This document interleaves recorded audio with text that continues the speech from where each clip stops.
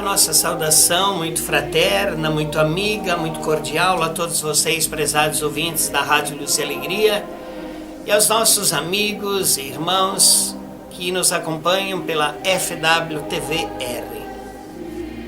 Vamos celebrar neste final de semana a solenidade de São Pedro e São Paulo. Celebrando a festa de São Pedro e São Paulo, dois homens que chegaram a Jesus pelos caminhos diferentes e que são chamados de colunas da igreja. Pedro, por ter sido o primeiro líder da igreja, e Paulo, por transformá-la numa igreja missionária, sendo o primeiro a propagar o reino de Deus entre os pagãos. Vindos de realidades bem diferentes, estes dois líderes, Pedro, um simples pescador, e Paulo, um judeu, culto de origem romana, deixaram-se conquistar por Jesus, se entregando por inteiros a serviço do reino de Deus. E como o próprio Jesus, deram a vida por causa deste reino, sendo fiéis ao Evangelho até as últimas consequências. O Evangelho que a liturgia desta solenidade nos convida a refletir, narra o momento em que Jesus confere a Pedro o primado da sua igreja. Ao longo do texto, vemos o caminho usado por Jesus para chegar a esta escolha. Primeiro ele faz uma pergunta aos discípulos: quem dizem as pessoas ser o Filho do Homem? Para esta pergunta surgiram várias respostas. Afinal, é fácil responder em nome do outro, porque não comprometem. Já quando esta mesma pergunta é voltada para os próprios discípulos, aí paira um silêncio. Desta vez, a pergunta feita por Jesus requer uma resposta pessoal, o que exige comprometimento e ninguém arriscar, a não ser Pedro, ele que foi o único que respondeu, e respondeu com firmeza: Tu és o Messias, o Filho do Deus vivo. Esta resposta de Pedro agradou Jesus, pois ele sabia que esta sua afirmação era fruto da sua convivência com ele. Por esta profissão de fé, Jesus convoca Pedro para uma missão desafiadora: conduzir a sua igreja. Tu és Pedro, e sobre esta pedra construirei a minha igreja. Este episódio chama a nossa atenção sobre a responsabilidade de quem afirma conhecer Jesus. Saber quem é Jesus é muito mais do que saber que ele é Deus. Afirmar que conhecemos Jesus implica em comprometimento com a sua causa, em dar testemunho dele em qualquer circunstância. A narrativa chama a nossa atenção sobre a importância de aprofundarmos no conhecimento de Jesus. Sem conhecer Jesus, não vamos entrar na dinâmica do reino, e muito menos compreender que para ganhar a vida é preciso passar pela cruz como ele passou. Olhando para a escolha de Pedro, vemos que Jesus não entregou a responsabilidade de conduzir a sua igreja a um homem diplomado, visto como grande pela sociedade, mas Pedro, um homem simples, frágil, sujeito a falhas que representam os homens de toda a história da igreja. Homens santos e pecadores. Antes de conferir a Pedro esta missão tão grande, Jesus não questionou o seu passado, não lhe faz nenhuma exigência, a não ser o seu compromisso de transformar o seu amor por ele em cuidado para com o que é de mais precioso para com Deus e o seu povo. Ao escolher Pedro para a liderança da sua igreja, fica evidente a compreensão de Jesus para com a fragilidade humana. Pedro era um homem de temperamento extremamente forte.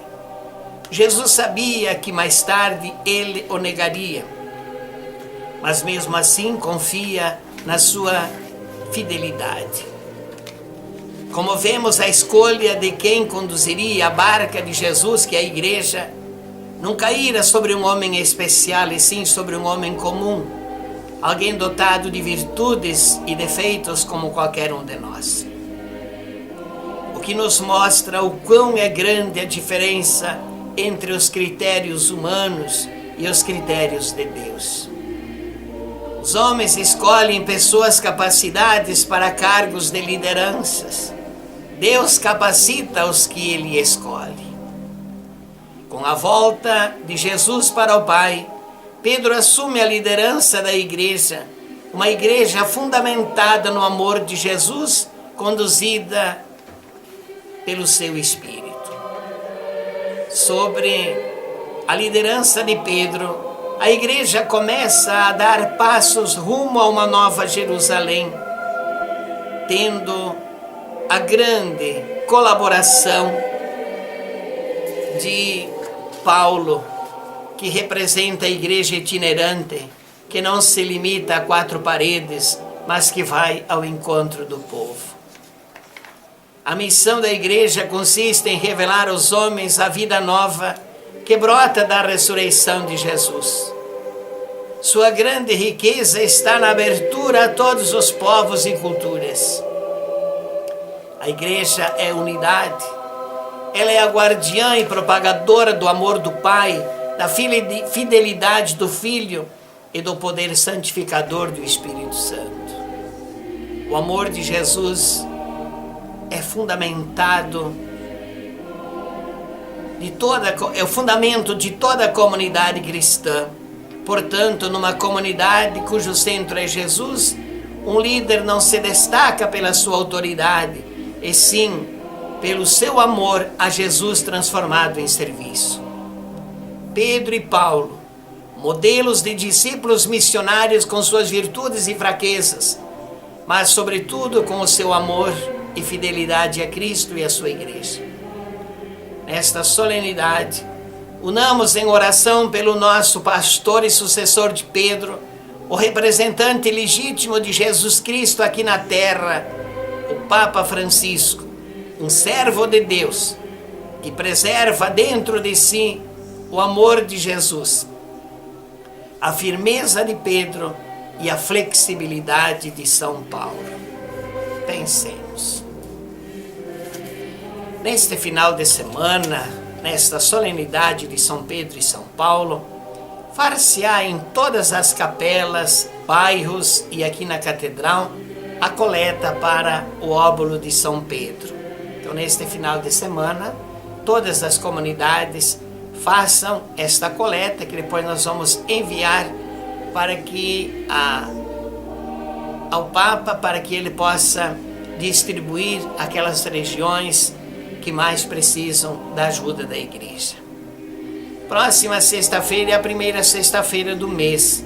Na catedral, como sempre, às 15 horas, hora santa, bênção do Santíssimo e missa. Este aviso é muito importante. Dia 14 de julho é um sábado. Das 9 às 16 horas no Cine Floresta, virá o responsável pela liturgia do estado do Rio Grande do Sul para ministrar um curso para as equipes de liturgia de toda a nossa diocese. Estou convocando os responsáveis pelas equipes de liturgia das capelas, dos bairros, da catedral, dos movimentos, a participarem deste encontro. Gostaria que cada capela, bairro e movimento fizesse a inscrição na secretaria da catedral de quantos vão participar. Portanto, que a capela, o bairro, tenha uma representatividade. Penso que é muito importante. Nós que queremos fazer neste segundo semestre um trabalho bonito com as equipes de liturgia, é um passo muito importante que nós estamos dando agora com esta vinda deste representante da das equipes de liturgia ou do setor liturgia do estado do Rio Grande do Sul, da CNBB. Quanto à campanha da coleta para a restauração da catedral, nós não temos condições de apresentar neste final de semana fazer uma prestação de contas, porque eu gostaria que vocês entendessem que nós tivemos aquele raio que caiu aqui em frente à igreja catedral, que danificou todos os nossos computadores. Nós ficamos 10 dias sem poder cadastrar uma pessoa ou uma família. Então ficamos esses 10 dias fazendo outros trabalhos, classificando as fichas, e então atrasamos. Mas agora, com certeza, na próxima semana, quando nós vamos ter uma semana de tempo ainda para cadastrar as famílias ou as pessoas, as empresas, aí no próximo sábado e nas missas da catedral, nós vamos vamos fazer mais uma prestação de contas de como está a campanha da restauração da catedral. Próxima segunda-feira à noite, a equipe vai se reunir mais uma vez, juntamente com a construtora que venceu aqui a licitação para iniciar os trabalhos. Então, juntamente com a equipe, estará o responsável da mão de obra, e nós vamos então assinar o contrato. Está sendo tudo muito elaborado, com uma transparência muito grande, tanto da parte da empresa como de nós, para que a gente faça realmente um trabalho sério, um trabalho bonito, e que as pessoas da nossa cidade possam se orgulhar disso. O que me impressionou também neste final de semana, que se falou tanto que Frederico está entre as 100 melhores cidades do Rio Grande do Sul em se viver. Mas o que me impressionou é que todas as fotos que apareceu esse dado é a igreja catedral que se faz presente. Isto para nós com certeza é uma motivação ainda mais de a gente poder trabalhar. Por que a catedral? Por que isso? Então a gente mais uma vez se conscientiza que foi graças à catedral que Frederico Westphalen se desenvolveu. Então isso é mais um motivo de nós todos assumirmos esta campanha, que está bem, graças a Deus, até o momento. É claro que a gente tem sempre algumas pessoas que não querem ajudar, mas não tem problema. Isso a gente precisa também ter algumas pessoas que criticam para a gente ter força para amar mais ainda aqueles que ajudam. Então é um momento assim tão bonito que nós vivemos, que a nossa paróquia vive, e eu penso e tenho essa convicção que aos pouquinhos agora já nesta semana provavelmente vão começar as obras aqui, porque vai se trazer o material, vai se trazer enfim, o que há necessário para começar a lavagem da catedral, para depois ver onde precisamos tirar o reboco, fazer novamente, enfim, tudo aquilo que é necessário para deixá-la muito bem. Então, no próximo sábado, quero ter a alegria de apresentar aqui para vocês um dado atualizado do cadastramento da campanha da restauração da catedral. Missas e visitas às capelas nesta semana. Amanhã, domingo, 1º de julho, 9 horas, missa na Catedral. 9 horas, missa entrega do Pai Nosso no bairro São Cristóvão. 9 horas, missa na Capela de São Pedro. E 19 horas, missa na Catedral. Amanhã teria festa na Capela São Pedro, mas faleceu durante a semana uma pessoa tão querida da comunidade. Eu senti este gesto de transferir a festa para outra oportunidade, em solidariedade à família que perde seu ente querido. Que gesto bonito, parabéns. Farei questão de encontrar uma data para que a gente possa celebrar esta festa. E assim a gente se solidariza com aquela família que entregou o pai, que entregou o esposo, o filho, o irmão para Deus. Então amanhã nós teremos esses lugares. Depois, na quarta-feira, que é o dia 4 de julho, às 19h30, nós vamos ter missa na Capela da Linha Pedreira e missa do Trido no bairro do Barril. Na quinta-feira, vamos ter às 14 horas missa na Pai e às 19h30 missa do Trido e entrega do terço no bairro do Barril. No dia 6 de julho, na sexta-feira, a primeira sexta-feira do mês, 15 horas, como já mencionei, aqui na Catedral Hora Santa, confissões, bênção do Santíssimo e missa. E às 19h30 vamos ter missas no bairro Barril, que tem o Trido, na Capela de São Brás e na Linha Manfio. Sábado, 15 horas, missa e entrega do terço na Capela de Lajeado Bonito. 15 horas, missa e entrega do terço na Capela de São Francisco do Pardo. 16h30, missa na Catedral. 19 horas, missa e entrega do Pai Nosso no bairro Santo Inácio. 19 horas, missa e entrega do Pai Nosso no bairro Santo Antônio e missa no bairro São Francisco de Paula. E no domingo, dia 8, 9 horas, missa na Catedral. 9 horas, missa e entrega do Pai Nosso no bairro São José. 10 horas, missa e festa de Nossa Senhora do Carmo na Capela de Getúlio Vargas. 10h30, missa e festa do Padroeiro no bairro do Barril. 10h30, missa da etnia alemã no bairro Aparecida. E às 19 horas, missa na Catedral. Eram estes os avisos que tínhamos para este final de semana.